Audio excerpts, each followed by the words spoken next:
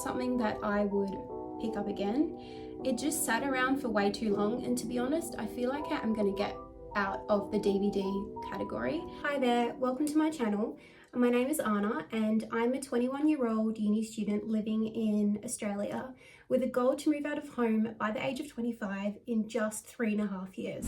So when I'm not studying or working part-time, I am reselling women's clothing, some books and DVDs on platforms such as eBay and Depop to support my spending habits. So in this video, I've decided to take you through my sales from the 28th of April to the 25th of May, which just so happened to be the first month that I became a top rated seller on eBay. So I wanted to show you how much a brand new top rated seller can make with a store size of about 120 listings, listing only about 2 items per day. So for the month of May, I sold a total of 31 items, 22 of which came from eBay and 9 of which came from Depop. My average sale price was $33.62. So going through my Depop sales, the very first sale was probably one of the worst that we'll go through today. It was a bundle of leggings that I sold when I first started out, and essentially I had them all listed up individually for not a very high sale price, so I decided to combine the listing together to hopefully get rid of it and to get my cost of goods back. So this bundle of leggings actually costed me $24.15. So I sold it for $41.30. but I actually made a loss of $1.53. Next up, we had this forever new black sheer lace blouse in a size medium. I paid $3 for it and went on to sell it for $35.30, leaving me with a net profit of $14.90. Another forever new item, it was this black floral mini dress in a size 6 or pretty small size. I paid $2 for it, with a sale price of $22 left me with a profit of $12.20. Next up, we have another really old item that I purchased about a year ago when I first started out reselling. It was a Kookai little khaki ballet tank top, which I purchased for $2. I ended up selling it only for $6, which actually again left me in a negative of $3.81. Now this one was actually sold in a bundle with the Forever New mini dress. So overall I did make a profit. However, when I individually laid out the listings as I have, it has resulted in a loss. So next up I have a beautiful witchery navy ruffle maxi dress in a size 12. I only paid $2.20 for this one, and it sold for $48.10, leaving me with a net profit of $26.50. Next up was an item that we don't get very often here in Australia. It was a Viore size small little ribbed sweatshirt. It had a modal blend in it, so it was nice and stretchy and soft.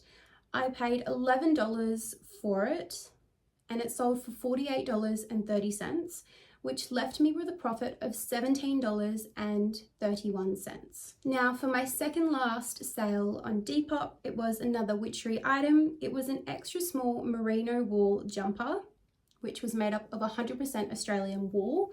So there were some great keywords there.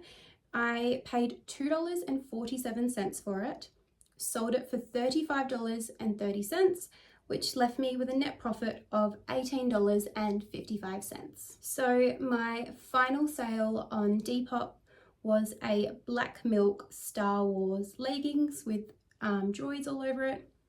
This one was another early purchase of mine when I first started out reselling. So with a cost of $17.50, I'd say that I definitely overpaid for these leggings. They sat around for about a year because I think they were such a small size, being extra small. So they only sold for $35.26, which left me with a profit of $4.03. So I probably wouldn't pick that one up again, definitely not in such a small size and not for $17. Moving on to eBay, My first sale was a bundle of DVDs by Tracy Anderson. So they're a bunch of at-home workout DVDs. This was an international sale over to Malaysia, which meant that I get a little bit of money in the shipping because I offer free shipping on DVDs in Australia, but I add shipping on top for international sales.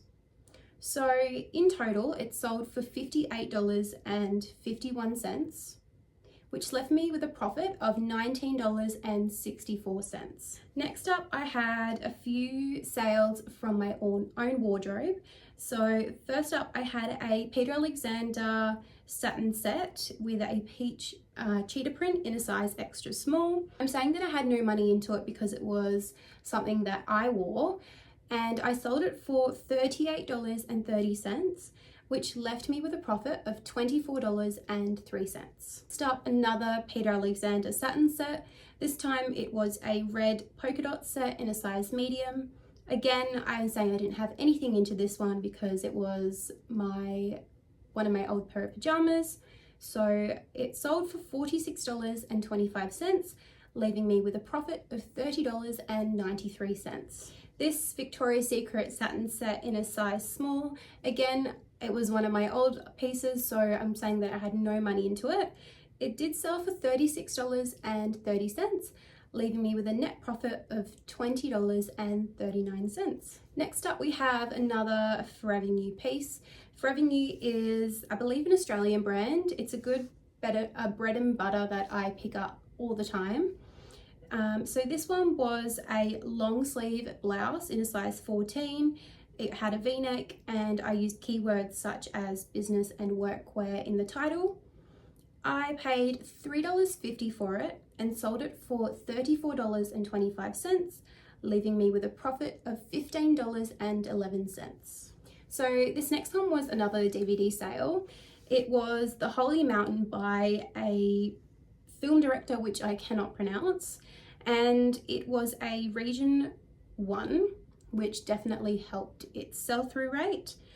I purchased it for just $2, selling it for $39.95, which left me with a profit of $23.49. This next one was an Alfred's piano book, which was something that I had used when I went through a phase of trying to learn the piano. So again, I'm saying I had $0 into this one. It sold for $24.95 and I came out with a profit of $13. Now, this one I believe is a brand to be on the lookout for. It's the first time that I picked up anything Bowden, and it sold within a week. So it is a Bowden polka dot long sleeve dress in a size 10. I purchased it for $2.20 and sold it for $41.30, leaving me with a profit of $24.44. Now, this next one is not something that I would pick up again. It just sat around for way too long, and to be honest, I feel like I'm going to get out of the DVD category. You'll see that there's a bit of a trend that the profit margins that I'm making are pretty low, with a few exceptions. So I picked up this series set 1 to 7 for $8.05. I sold it for $34.95 and it left me with a profit of $9.71. So sort of like a money back situation. This next one was not one that I'd pick up if I was out at a thrift store, but it was another one of my old items. So it was a Champion black sweatpants in a size medium. I'm saying I didn't have anything into them. I sold them for $31.25 and it left me with a profit of $15.46. This was another one of the items from around the house. There's a bit of these in today's video. So it was a Raggedy Ann's doll set. So I'm saying I had $0 into it. It sold for $39.95, and because it was a local pickup, I didn't have to pay for shipping, so it left me with a profit of $32.97. This next sale is an example of why I'm probably going to start getting out of the DVD category, or at least raising my lowest listing price that I will accept to be able to start generating a little bit more profit on the DVDs that I'm selling. So it was a Carlton, which is a local football Australian team in our football league.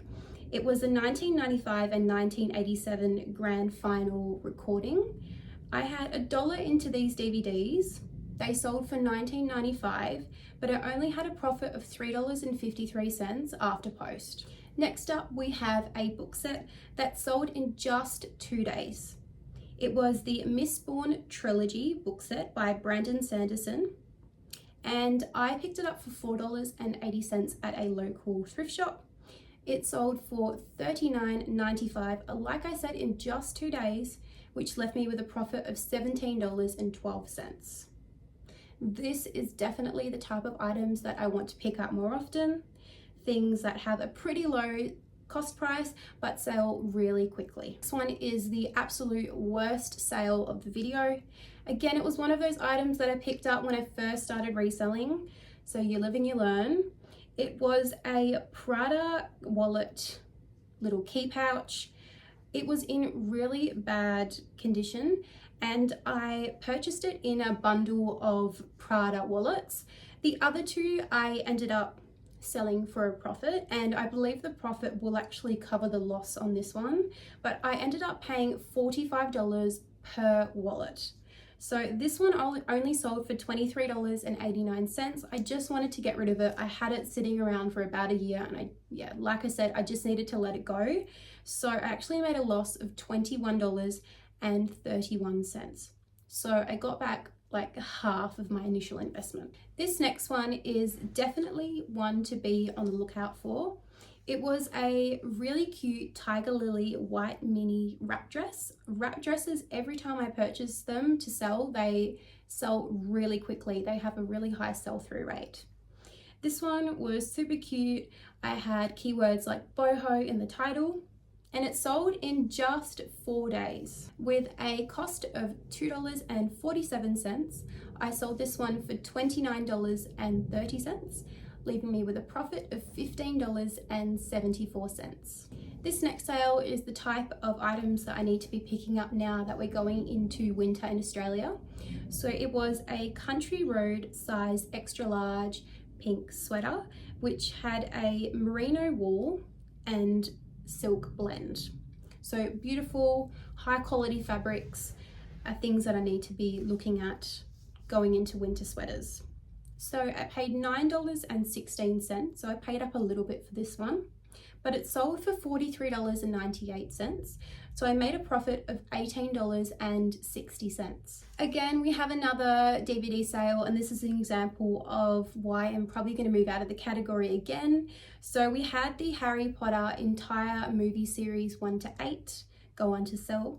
I paid $5 for this one at a local garage sale, and it sold for $24, leaving me with a profit of just $1.95.